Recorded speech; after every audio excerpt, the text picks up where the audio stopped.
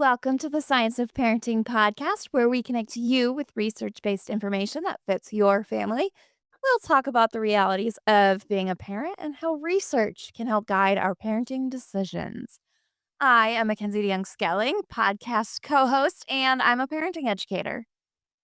Hi, all. Dr. Connie Beecher. I am a literacy researcher and educator at Iowa State University. And I should say the parent of two people in their 20s. Emerging adults. Love to call Emerging adults. them. Yes, and as you know this season, we have been talking all about literacy. Talk about books to language, words that kids hear spoken to them. Today we're going to start with the big picture. So we've talked about specific ages and such, and we're going to go to that big picture. Families all live in different places, different environments.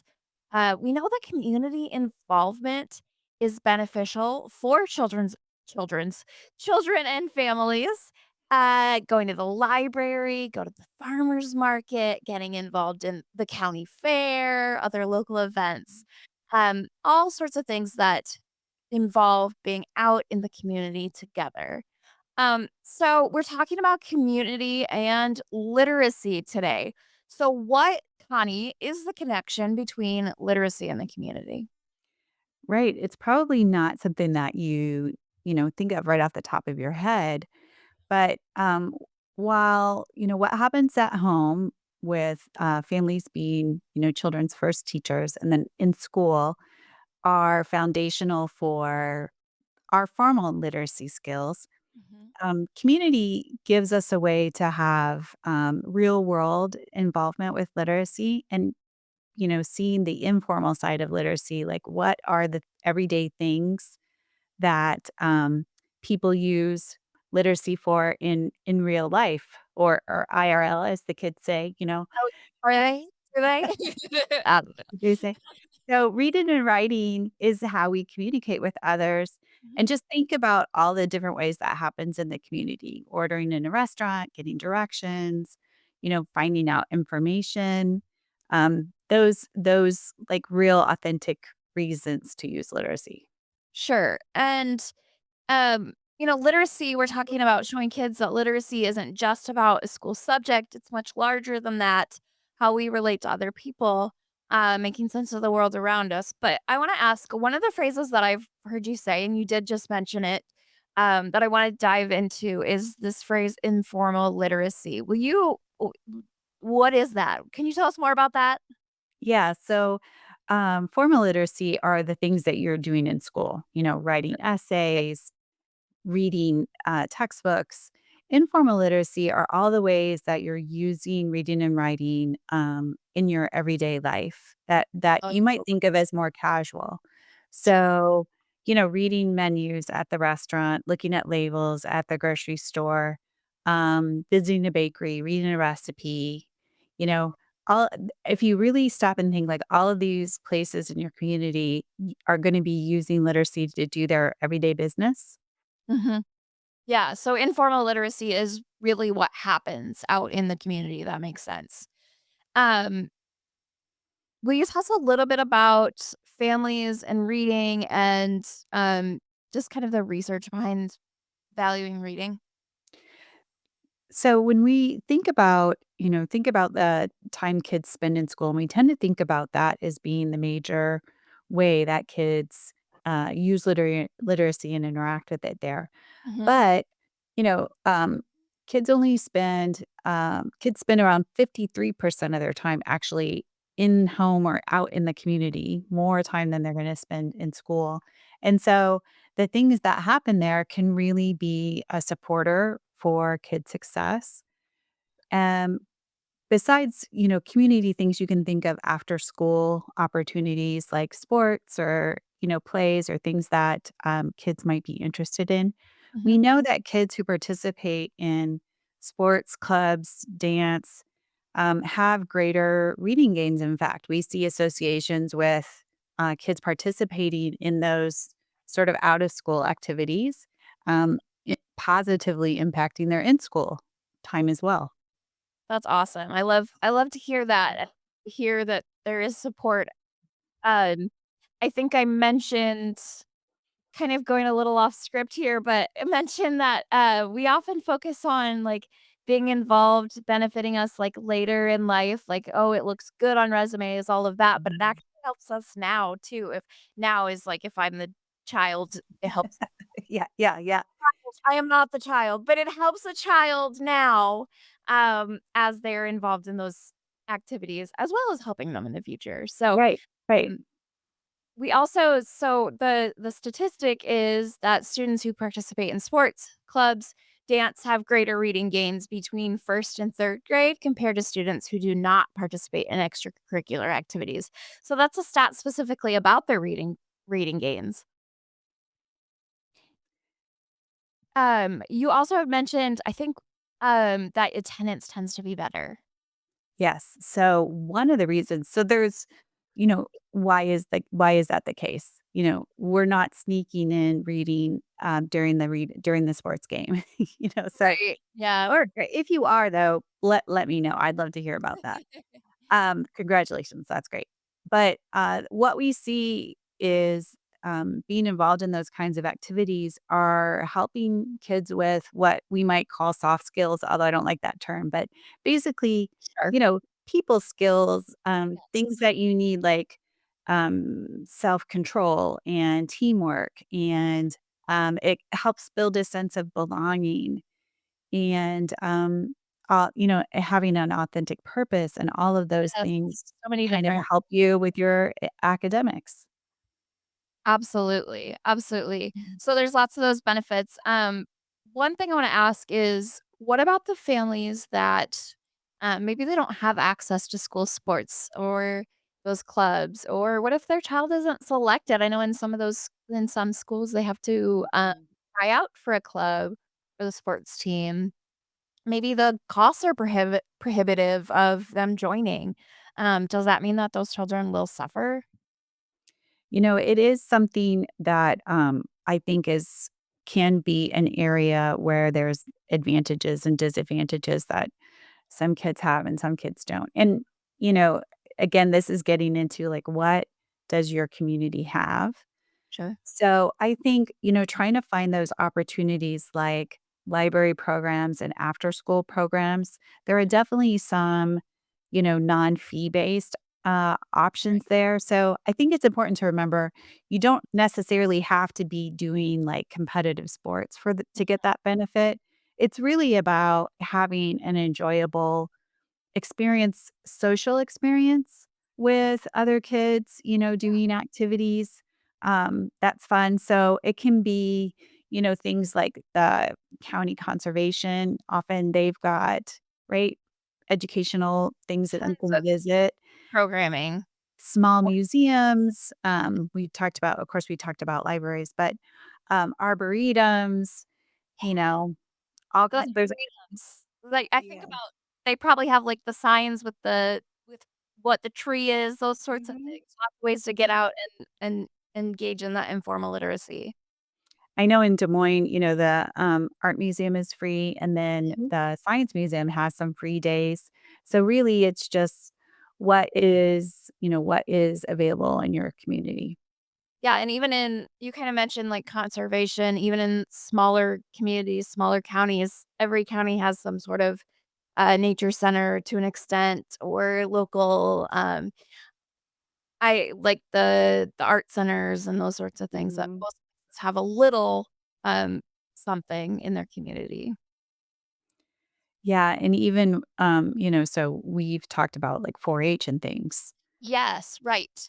Yes, so things like 4-H clubs, 4-H camps, other youth clubs, there's lots of youth clubs to be involved in, things like Lego leagues, robotics.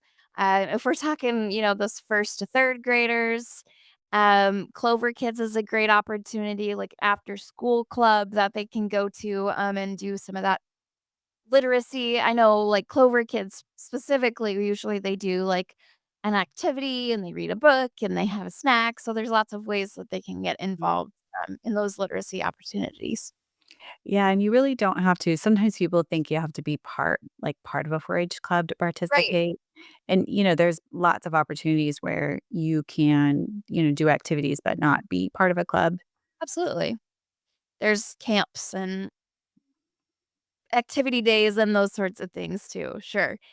Um, so it's all about more than just say, "Go do," right? We wanna make it fun and social, and that's what these, sorts of events or activities or clubs kinda do for this, right? So, um, one of the pieces that we've talked about in the past, I mean, we've had a 100 something episodes, and in there a number of times we've talked about how humans are hardwired to connect with others. We're born to be social beings, so these clubs and activities, um, we learn those social skills, we learn the literacy skills, um, the participation in the school groups, library programs, book clubs.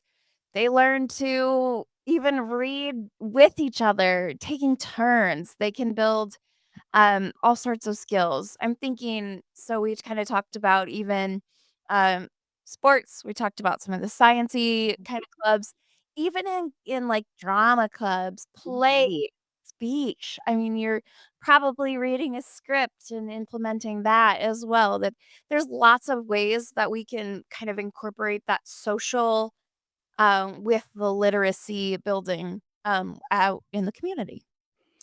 Yeah, you do tend to think of when you think about reading, right, you tend to think of that person that you're just sitting and reading alone.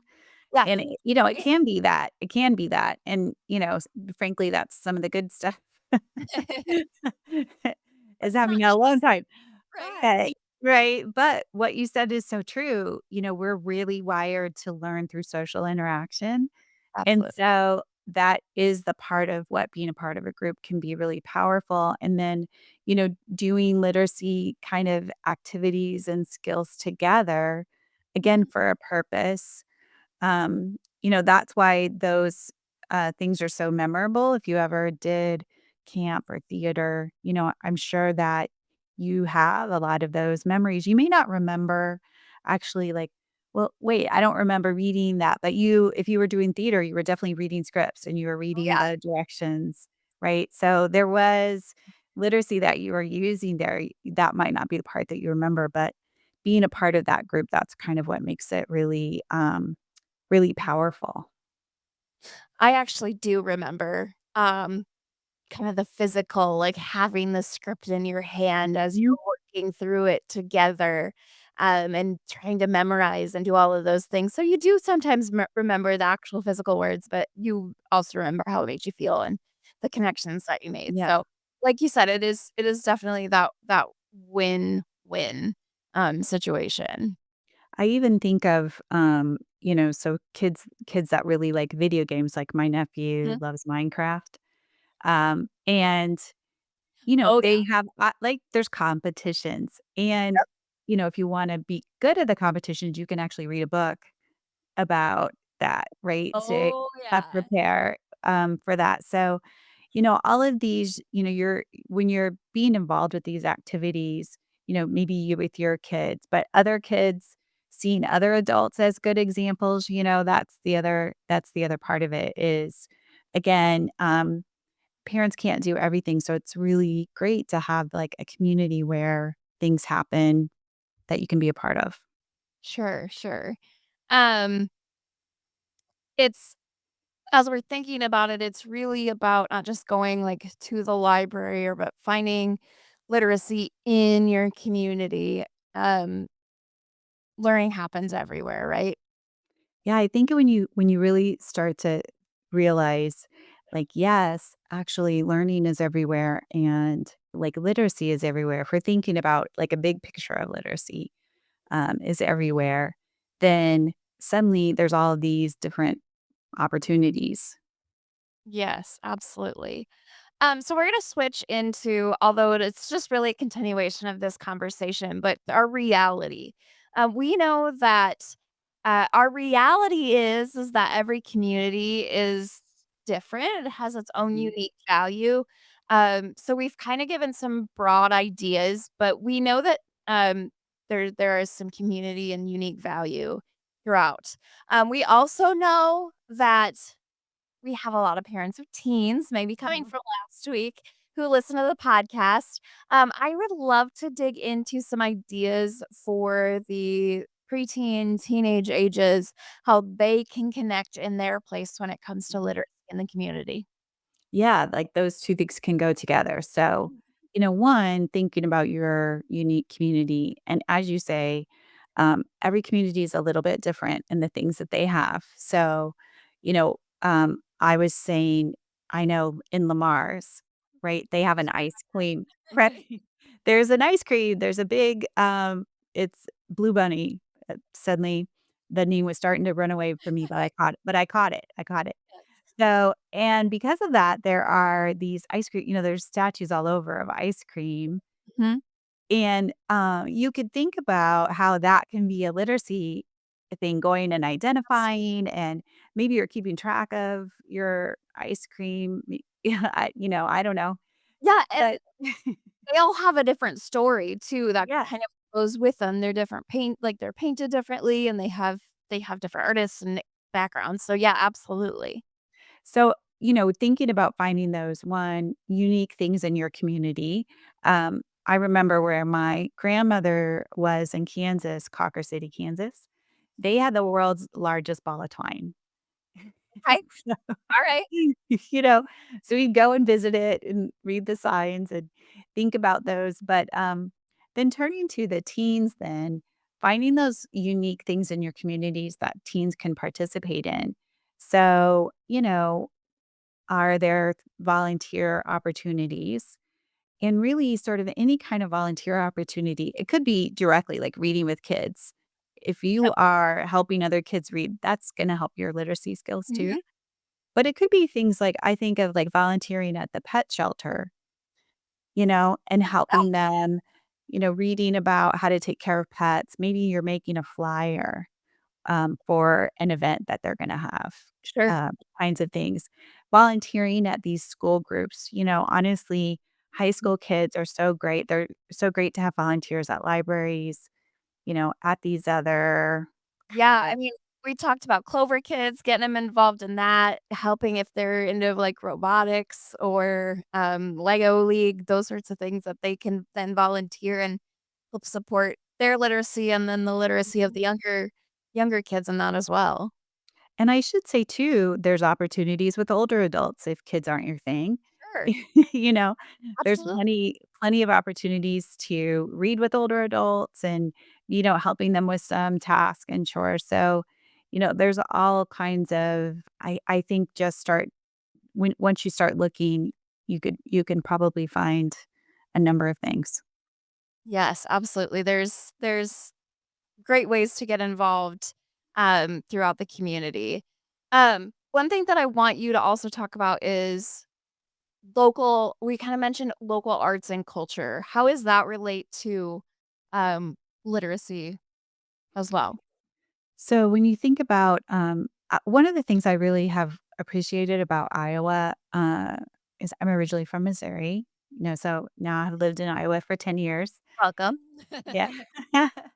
And one of the things that I notice is lots of communities have kind of an art scene, or they have, there's an art gallery, or um, there's murals, Mhm, right, around. There's local music, or, maybe a small theater. mhm. And so, all of those things, murals and arts, that's what we call visual literacy. And, that's where you're saying, like, what story is this painting telling? What can I notice about this mural? And so Sure. remember, we talk about talking a lot. We're still the talking, like talking about telling stories about those kinds of arts. I'm Music definitely is telling a story. yes, yes. I just thought of we talk about even with infants and toddlers, we talk about reading to them and literacy is I mean, it's not the words necessarily, right? It is the pictures and the associations. So I didn't even Mhm. think about that until you just said that of like, that's amazing. I love that. So, lots of ways that we can connect literacy. It's that, like you said, that informal literacy throughout the community. Um, so remember that connecting with your community through literacy can be a really powerful way to support your child's development. Remember to embrace the unique features of your surroundings and make literacy a part of your daily life and your family. And remember that it doesn't have to be formal. It can be that it's that informal literacy. Um, we can explore and celebrate our community by doing that, you're not only fostering your child's literacy, but also sensing also strengthening their sense of belonging. And Mhm. every place, like you had said, every place has its own story to tell. Um, and being out in the community is a really great way to see that. So, speaking of communities, I think I kind of used that intro the last time, but you can tell what we love. We love talking about the Mhm. community, and supporting one another. So, in support of our community, um, that's a terrible way to introduce this, but Haley, Thank welcome you. community member Haley. She is a colleague of ours. She is also a parenting educator and a parent and expecting parent herself. Mhm. Um, do you have a question for us today, Haley? Yeah, I actually have more than one for you today, if that's okay. Ooh, okay. Sure. All right. First of all, earlier you did mention story walks. And now I can multitask. Okay. I do it all the time, but I'm just not so sure about reading and writing or reading and walking at the same time. So can you fill Right. me in more on what that really looks like? Yes, that's right. No, I'm not suggesting that you should be walking down the street reading a book. That's probably not safe. Me No, trying to so multitask, I just knocked stuff off my desk because I was like, it's like yeah, patting your head, rubbing your belly, and then knocking things off your right, desk. don't do that. But no, a story walk is actually they take the pages of a book and they take it apart and then they put the pages on a sign sort of along a path. So you'll often find them in a park or a downtown area, um, maybe associated with a certain event or a time of year. So it's just sort of fun if you're out and about, a way to get some fresh air and exercise, but also read some books. And in fact, there's lots of examples of, kind of those opportunities from different communities. Yeah, that could be really fun, especially in the winter if we could find one that was inside, like at a Yeah. mall, that would be Yeah, I've heard a awesome. lot of communities doing them in the malls. I also know, Connie, you've talked about if people say like, "Oh, I wanna have an event." What is your answer for the activity for the event? I always say, like, "Have some books there. How about a story walk?" So, I was just helping, our museum had this, special exhibit, Mhm. and, it was, like, featuring a painting, with a tree, and I said, "Oh, we could find a story walk that's, like, about a tree or some art," and so as families are going to look at the painting, they could also do the story walk. So if you don't have a story walk in your community, you could start it. It doesn't take any it's not, it really is like finding a book, making a sign, Mhm. maybe putting some questions below the page or things that families could think about while they're reading. It's an activity. I know my gears are turning. I'm like, what other things can I do to get involved with bringing things like that to my community? There's so many cool community things. In some communities, they have started like a reading corner in places like laundromats. So, any place where you can find families with children, right? Mhm. And remember, we said we want you to be pulling out books instead of screens. So, communities could really help by s locating those spots, right, and putting in things. Um, other ones I've seen, there's a barber in Des Moines who has kids read to him while he's cutting their hair, Oh, and if they can read the book or if they make progress and share it with him, he gives them a book and he makes it really special. that's Kind of it's really cool. Oh, what are some other ones that I've seen people do? The story corners in, doctors' waiting rooms or dentist waiting rooms, you Yes. know? Um, I think that we used to see a lot more of that, and then during COVID, because of worry about germs, those things got taken away, but, now it's time to start bringing those back. So Mhm. that's definitely anyone could become involved in their community to create those opportunities. I love that, and as a parenting educator, I think I might also have some connections in writing Mhm, some books, so maybe that's a way that I could, start with just some local businesses that Absolutely. maybe kiddos are hanging out at and go from there. mhm. Yeah, Offers I think some book. so. Absolutely. Well, we're excited. Maybe you can come back and give us some ideas of what maybe you've done if you do go out and do Mhm. that. No pressure. You don't have to. I just excited that you're like, maybe I can do that. So, Yeah, no, my wheels are turning, I will report back next time. um, That'd be great. we're looking forward to it. Well, thank you, Haley's. Always appreciate her coming on, and I feel like every Mhm, time she asks us a question, I'm like, "Oh, yeah, that's a really great thing to think about." mhm. So we do absolutely appreciate her time as well. We wanna thank our listeners for joining us on the science of parenting. Uh, I guess my reminder today is to if you're a regular listener, don't forget that you can watch us on video each episode, or if you're just trying to find where a more convenient place is to listen, it's on basically any podcast app that you can find us. So, please do join us as we talk about literacy this season and every season as we talk about parenting. Mhm. Yeah, it's everywhere. So come along as we tackle the ups and downs, the ins and outs, and the research and reality all around the science of parenting. The Science of Parenting is a research based education program hosted by Mackenzie DeYoung Schelling, produced and edited by Brock Bierman, with contributions from Barbara Dunn Swanson, Dr. Connie Beecher, Haley Walker, and Morgan Noel. Send in questions and comments to parenting at iastate.edu and connect with us on Facebook. This program is brought to you by Iowa State University Extension and Outreach.